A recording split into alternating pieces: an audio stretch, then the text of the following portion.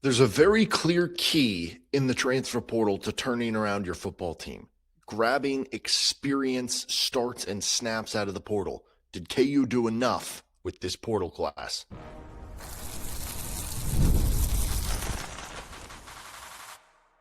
You are Locked On Jayhawks, your daily podcast on the Kansas Jayhawks. Part of the Locked On Podcast Network, your team every day. How's it going? Derek Johnson with another edition of Locked On Jayhawks. Thanks for making it your first listen every day, and thank you for making Locked On the #1 sports podcast network. On today's episode of the show, we are going to be breaking down KU football's portal class, what they brought in terms of the career experience, and why it is such an important thing. We're also going to break down, kind of the snaps and the average age potentially of this Kansas team, and again, why those are so important in this new era of college football. First, today's episode of the show is brought to you by FanDuel Sportsbook. It's the last call for football on FanDuel. If you're a new customer, bet just $5 and get $200 in bonus bets if you win with FanDuel. All right, let's start right here. So what is the importance of this? When you look at KU football's transfer class, coming in, like how much experience, how much did they add in terms of starts at their previous location, and why is this important? So Max Olson, who works for ESPN, tweeted this out, I don't know, a couple weeks ago. The Power 4 teams that added the most career starts per player, so not overall starts, because then you're looking at, like, some schools brought in 50 kids. So if you're looking at starts per player that you brought in, Oregon, they went 12-2, made the college football playoff semis. Indiana, who was 16-0 and won the national championship. Arizona, who had a really good turnaround season, they went 9-4. And Virginia, who went 11-2. Any of those would be great outputs, great outcomes for Kansas in 2026.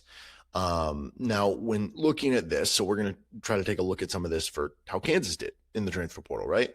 So part of the methodology here from Max Olson, they did not include if you're a D2, a D3, a JUCO, or specialist player, so kicker, punter, long snapper, they were not factored into the equation. They didn't count them into the transfer additions. They didn't count them into the career starts. So we're just looking at FBS and FCS transfers, essentially, who are offense, defense, right? So last year, if we're looking at what are the numbers specifically, not just those were the top 4, but what are the numbers you're looking at? Because I can't guarantee that, I don't know. Let's just start here. Oregon was at a 19.6, which is incredible. They only had 11 additions, though. So Oregon was more so just like, hey, we recruit well at the high school level. We always bring in good transfers, each and every year. We can be pretty choosy about, we just want the elite of the elite transfers, and we have the money to support it, right? So Indiana was at a 15.0, which is a very good number. Arizona was at a 14.9, and Virginia was at a 14.4. Those are the average start numbers for the career of the players that those schools added via the transfer portal, right? So if you get a player who was basically a 2-year starter at a previous school, their number might be 24. If you get a 1-year starter, their number might be 12, depending when they began starting.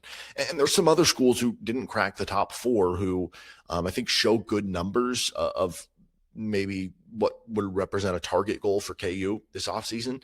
Miami was at a 14.2. They played for the title. Texas Tech, who obviously won the Big 12, was at a 12.9. Houston, who had a great turnaround season and won double-digit games, was at a 12.8. Louisville was, I think, a 9-win team. They had a solid season. They went 12. They had a 12.1. And then you look at the flip side of this, where, like I mentioned earlier, like Oklahoma State was one of those teams who brought in 50 transfers. But even it's actually 38 was the number here we're looking at. The average starts of the 38 transfers was 6.0, and they stunk it up. So obviously there's exceptions to the rule on both ends. Like, you can find some where it's like, oh, they were a little bit higher up and they didn't have a great season, or this team was a little lower and they didn't have, or they did, have a good season. But do you want to be the exception to the rule, or do you want to give yourself the best chance with as many tries, right? So I think the target goal to me is pretty simple. at minimum, you're looking to, can you at least get to 12, maybe 11, with even an eye on like 13 or 14 if you're looking at some of those numbers there. Now, it is important to bring up that maybe those target goals can be adjusted, and I think it'll be interesting. I hope Max redoes that piece this year, because I'll be curious as we continue to move further and further away from the COVID season, as we continue to move further and further away from their maybe being fifth and sixth year play. Like the number of fifth and sixth year players, I feel like there will still be them, but the numbers will be down from where they were the further we get away from that. So maybe this number is one that is okay dropping. Like maybe, for instance, having an 11.5 with your career starts for what you're bringing in 2026 is the same as having a 12.2 in 2025, if that kind of makes sense. But point being, based on the numbers we're kind of going on, let's see what Kansas gets to, right? So KU added 30 players in the transfer portal. But if you're not counting the D2 guys, of which they added 2 of them, Conde back in December, and then Jenkins on the offensive line. And then we're not counting specialists. So you're not counting Connington, you're not counting Monteforte, and then the punter, I think, technically goes in the freshman class here in Gill. So here's what KU added via the transfer portal with those other 26 players with career starts. Roman Pearson actually is the most experienced player. KU added 26 career starts for him between Bucknell and Ball State. Carter Moses, the tight end from Albany, 24 career starts. Jalen Butler with 21. So KU added a lot of experience to the tight end room. Davion Crouch was 17. Edwards and Morrow, so both Dylan Edwards and Nick Morrow, each come in with 16 career starts. Then you look at Nick McMillan, Trayvon McAlpine, and Harris. All of them are players with 14 career starts. And then you have a Grayson Carpenter, who had 13. You have Jenkins with 12.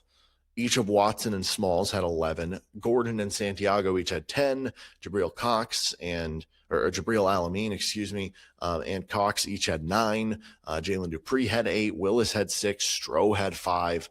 You get 2 from Cummings Coleman, 1 from Davis, and then Pritchett, Oatis, and Cannon each had 0. So you total it all up. I haven't been expecting you to keep track of all of these. And that's 269 starts total between all of those, which is factored over 26 guys. So then you're looking at basically KU's number is 10.3 career starts per transfer edition that they brought in. A little bit lower than the target goal we kind of wanted there, but that also sounds like a decent number. So what if we take a look at where that would rank among the Big 12 teams last year? And again, there's no guarantee that, the 2025 editions are the same as 2026 in terms of experience. Also, how much was the Big 12 investing in it in 25 versus 26? Is there a different strategy, different coaches? Again, I'll be interested to see these numbers kind of reiterate in 2026 and where KU ranks coming into the season. And honestly, this will probably be something that I'm going to start looking at, and just in terms of okay, who could be sleepers in the conference, and who could be team. Because if you go back to for instance, so in 2025, the highest number in the Big 12 was Arizona. They had a 14.9 on the average career start. And Arizona went from a team who was not in a bowl game in 2024 to one who went 9-4 and was playing in a bowl game for a chance to win a 10th game in 2025. And they were the number 1 team on this list. So to me, that represents an easy way to turn it around. If you go back the year before to Arizona State, I don't know where the exact number would be, but I do remember Arizona State, the big thing coming into that year was, hey, Arizona State's not very good. But they added a bunch of experience and starts out of the transfer portal. And guess what? They ended up surprising people and winning the Big 12. So there is something here. Then you look at Texas Tech. They were second on the list at 12.9. Even that is here's where the nuance comes in. Obviously, Texas Tech did a good job adding that, but also this is what gets them over the top of Arizona. They're not just adding experienced players. They're adding guys who are going to command, millions of dollars in the portal because they're really good players and they have the money to be able to afford it. So they were 12.9. Houston, who I mentioned, they had a great turnaround. They get a 12.8. Cincinnati had went from being a team who hadn't made a bowl game in a couple of seasons. They had a 12.1, and, they had a good enough season to make it back to a bowl game and get Brennan Sorsby a giant payday. So, if KU was a team who gets back to a bowl game, I would view this season as a success. So, that's a good one to look at there. And then you have a drop off from 12.1. The next closest is Colorado at a 10.3. Colorado was not very good this year. You have TCU at a 9.8. They were fine. Iowa State at a 9.8, they were solid. West Virginia at a 9.1, not great. BYU at an 8.8, really good team. Kansas was at a 7.9 in 2025. K-State was a 7.8, UCF at a 6.5, not a great team there. Oklahoma State 6.0, not good. Baylor was not good at a 6.0. Arizona State was a 4.6. They were a decent team, but they actually ended up falling off a little bit. So maybe you could point to that a little bit why. And then Utah was a 4.9. So that's kind of your exception to the rule, is Utah being on the lower half of things. So takeaways from this: KU actually being better than they were the year before is a good thing, but was it extreme enough? We'll get to all those and look at some other ways of looking at this next. This episode of the show is brought to you by FanDuel Sportsbook. It is the last call for football on FanDuel. One final Sunday, one last kickoff, the final chance to get in on the action before the NFL season officially comes to a close. This is Super Bowl 60, and FanDuel is making sure you're right in the middle of it with a special offer just in time for the biggest game of the year. Whether you're back in their favorite, riding with the underdog, or building one last same-game parlay, this is the game everyone's been waiting for. This is where predictions turn into plays, stats turn into storylines, and every snap feels bigger. It's the perfect way to cap off the season and make the Super Bowl even more exciting from kickoff to the final whistle. If you're a new customer, bet just $5 and get $200 in bonus bets if you win. Make it count, because after the Super Bowl, the season is over. Last call for football on FanDuel, an official sportsbook partner of Super Bowl 60. Visit FanDuel.com to get started today. Thanks again for joining us here on Locked on Jayhawks. Don't forget you can check out the Everydayer Club, where you can get the ad-free version of Locked on Jayhawks on all your major podcast apps as I knock things over. You can also join the members-only Discord server, where we can chat more about the show or just about KU in general, or you can join the Big 12 chat or the Portal chat, one of these fun chats, and kind of keep informed with what's going on. All right, so KU adding more experience in the portal. Again, you look at their 2025 portal class, it was a 7.9 in terms of the average number of career starts that players had coming in. And this year, coming up to a 10.3. That is an improvement. That is a good thing for Kansas that they're trending. The negative, though, is that I almost wonder, like, okay, so there's two ways of looking at this. Do you view Colorado being at a 10.3? Do you view that as the exception to the rule on the positive side, that was just, whatever? Or do you view that as there is a break-off point of where the numbers here maybe don't matter as much until you hit a certain threshold, where it's like, yeah, the difference between, having a 7.8 and having a 9.8 is really not between having a 10 or having a 7 versus having a 12 or above does lead to a big difference. I wonder if there's something there, because again, we look at all the teams who are 12 and above, and I don't know about vastly exceeded expectations. I don't know if that's too strong, because like with Arizona, they exceeded their Vegas over-under win total by like 4. Texas Tech was probably by 1 or 2. I think there were 9.5, so by 2. Houston, they exceeded theirs. Houston might have been like 5.5 or 6.5. So they exceeded theirs by 3 or 4. Cincinnati, I think, was 5.5, maybe 6.5. So they exceeded their win total in the Vegas over under. Maybe there's something there. So it just kind of depends how you sort this out, right? But I will say this: the fact that KU is seeing an increased number from the year before has to be a good thing. And it'll be interesting to, kind of cross compare to some of these other schools. Now, one of the other things we could kind of look at here is average snaps, because, what matters more? Is it the career starts where you just go out there and you could play 20 snaps, but if you were on the field first? Or is it that you went out there and played 50 snaps in the game? To me, it would be the more experience, the playing more snaps, right? So these would be the Big 12 ranks if we're looking at career snaps added for players in 2025. Arizona was in first at 943.2 per player. Texas Tech was at 912.5 per player. Houston was at 836.5. Cincinnati was at 833.2. So this is a very similar list. But then here's where you get a change up. Instead of Colorado at 5, you get Iowa State at 5, who's at 748.1. Then you get TCU at 6, who's 725.8. All of those end up being bowl teams in the Big 12. Then you get a slight drop off to Colorado at 673, West Virginia at 642, BYU at 580.4. Again, BYU and Utah are kind of exceptions to the rule here. I don't know if that has something to do with I don't know, like going back to the idea that like they have players who will maybe take like a 1 or 2 year mission trip. Like in general, a lot of their players already on the roster might be older. So like it balances out even if they don't bring in experienced transfers. I don't know. But KU was at 561.3. K-State was at 526.5, UCF 503.4, Baylor 494.3. Then you have Oklahoma State, Utah, and Arizona State rounding things out. Okay. So KU last year again was at 561.3 for the average number of career snaps played for their transfer additions.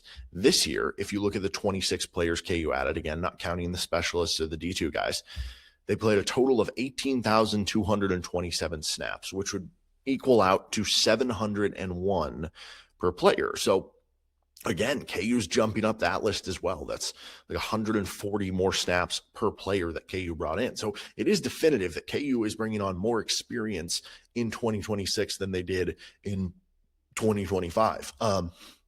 As far as where that would rank them, that would put them right between TCU and Colorado. And it's like, this is where the list teeters as well. Because it's like, if KU is more on the side of the TCU, Iowa State, Cincinnati, then that's great because that gets you back into a bowl game. But if it's more on the side of Colorado, West Virginia, then it's like, okay, now you're not a bowl team, right? So I think some of this is interesting just in terms of, again, the idea that KU is adding more experience. And this was a KU team that coming into the year without, the potential added experience, just who was returning, was going to be a younger team with all the seniors they had lost in back-to-back years. So they have done a good job, backfilling that and replacing that in real ways. But it's like there's a part of me that's like, okay, this might be enough, but did they need to be even more extreme? Did they need to add even more older players throughout the roster? I think that'll be really interesting. What about average age? That's another way we can get to, and we'll get to that on the other side. Today's episode of the show is brought to you by Mazda, moving the game forward. For those who show there's more to the score than what's on the screen. With Mazda, you're constantly getting that moment that is going to move you forward and excite you. And it's hard not to think of Melvin Council that has moved this KU basketball season forward, that excites you. His little Wabash cannonball is kind of like the windshield wipers going back and forth a little bit, I guess, as well as he was celebrating on K-State's court. And these remind us of what it really takes to raise the bar. It's that extra work off the court, dialing in every detail, giving it that extra fire, that grit, and the I never quit. We put that same passion into every model with Mazda. Highlights make the reel. What it took to get there makes it count. There's more to a Mazda because there's more to you with Mazda. Thanks again for joining us here on Locked On Jayhawks. Don't forget, too, you can check out the Everydayer Club where you can get the ad-free version of Locked On Jayhawks and join the Locked On Podcast Discord server. That's at lockedonpodcast.com/everydayer, lockedonpodcast.com/everydayer, or check it out in the show notes. Okay, so we've been talking about the career starts added for KU. Improved from the year before, but was it enough to get into the upper threshold?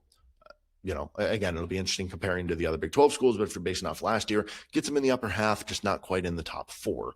Same with career snaps, places them one spot a little bit better, puts them in the top half of the Big 12, puts them better than they were last year with what they added. But again, was it extreme enough? What if we're looking at average age? Because that's something that I think became very apparent with Indiana. I'm not exactly sure like what the average age for, say, Miami would be, and Oregon and Ole Miss, some of these other college football playoff teams. I would imagine they would be on the older side based on what they added in the transfer portal that we went over earlier, and just based on the idea of, typically older is better. But it especially becomes true when you're thinking of Indiana, because if you're just looking at like, okay, Oregon has all these 4- and 5-star recruits on it. Miami has all these 4- and 5-star recruits, right? Like for Indiana, they didn't have a ton of 4- and 5-star recruits on their team. And it was essentially like, okay, like who are you taking? Are you taking a 20-year-old who's a developed 5-star recruit? Or are you going to take a 22-year-old who was a former 3-star recruit who's a good college player?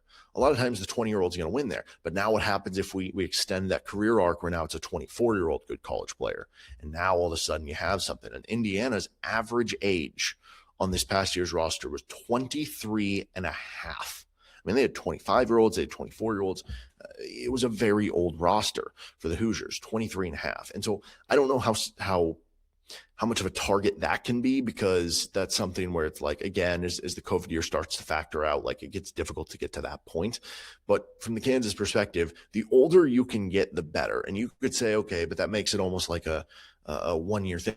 You get a really old roster with a bunch of seniors. They're just all going to graduate at the end of the year, and then just starting it at step 0 once again. That's basically what we have anyway with the transfer portal. So just get the oldest roster that you can acquire, right? Now, this one's a little tougher to figure out because there are players who are freshmen who are 18. There's players who are freshmen who are 19. Heck, maybe even in basketball, we see like 20-year-olds because they went to like prep school, for instance, right? There are players who are going to be, I don't know, 21-year-old seniors, like when Jalen Daniels was in his 4th year. Like Jalen was 7 when he joined the KU football roster, right? So this one's a little tougher to figure out. And I don't know that a lot of these birthdays are publicly available anyway. So if we just look at this, and on this one, I did count special teams and D2 guys here, but I only counted the scholarship players. If we just count it as, okay, freshmen are 19, sophomores are 20, as well as redshirt freshmen. Redshirt sophomores and true juniors are 21.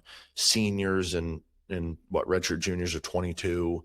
Redshirt seniors are 23. And then I did actually divvy out and do the work to be like, okay, this is a 5th-year senior versus this is 6th-year senior to be 23 or 24. And again, some of those might be off here or there. But if we just look at it that way, based on who's on the roster for KU, scholarship players, the average I came out with was 21.1 years old. So actually, the average would be, if you're saying 21 is a junior, would be slightly over a junior. That would be a good thing for KU in terms of the average age, not quite what Indiana did, but it does seem older than I would have thought coming into it, right? But actually, it's still younger than last year's roster. I have last year's roster down for a 21.2. So it's actually very similar, but I found that kind of interesting.